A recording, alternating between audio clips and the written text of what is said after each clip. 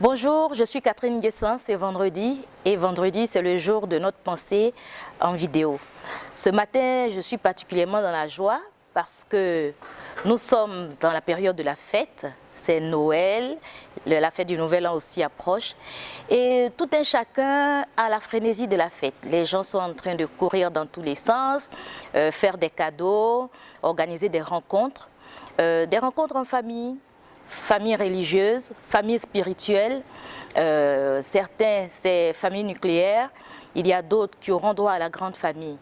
Mais dans tout ça, pendant cette période de fête, ma pensée c'est qu'il faut que nous puissions réfléchir beaucoup plus à l'objet de la fête de Noël, à l'intimité plutôt qu'à la frénésie qui tourne autour de cette fête. Hier, je vous ai parlé de Jésus qui a accompagné ses parents pour la grande fête à Jérusalem. Et il y a une scène qui s'est passée là-bas. Avant de vous parler de cette scène, je voudrais vous raconter un peu une histoire. L'année dernière, lorsque c'était Noël, je me suis retrouvée assise toute seule dans ma maison. J'avais monté mon sapin, il était très joli. Malheureusement, en dessous, il n'y avait pas de cadeaux. Parce que ceux à qui j'offrais des cadeaux depuis de longues années étaient déjà partis, mes enfants.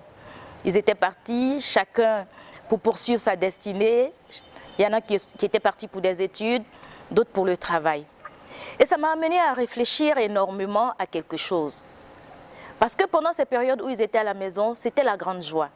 J'ai encore un souvenir un jour où ma fille aînée avait demandé une balançoire comme cadeau d'anniversaire.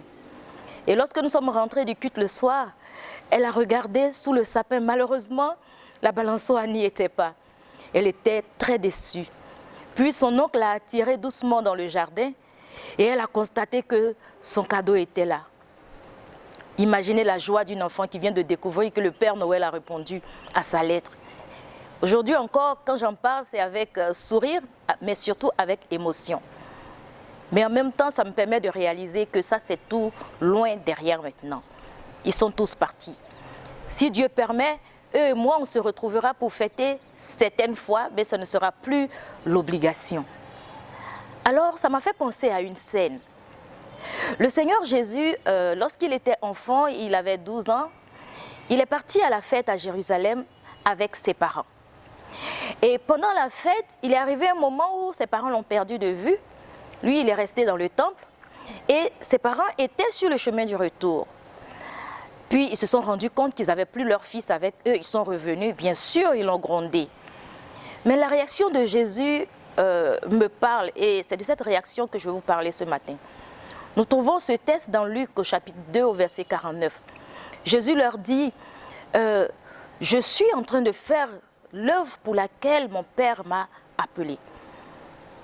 Vous avez oublié cela ou quoi? Je paraphrase ce que Jésus leur a dit. Chers parents, nos enfants nous sont prêtés par Dieu. Chers amis, vos enfants vous sont prêtés par Dieu. Ils sont sur terre pour faire quelque chose de précis que Dieu a préparé pour eux. Le temps qu'ils passent avec vous, c'est le temps de préparation. Mais quand vient le moment où ils doivent partir, alors je vous en prie, ne les empêchez pas de partir. Laissez-les s'en aller. Dieu qui les a envoyés trouvera le moyen de combler le vide qui sera laissé.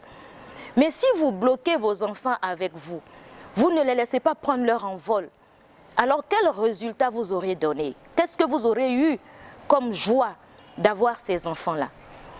Pour ceux qui se sont préparés à ce que les enfants s'en aillent, comme moi, je me disais qu'ils s'en iraient un jour, ça a été quand même très difficile de constater qu'ils sont partis.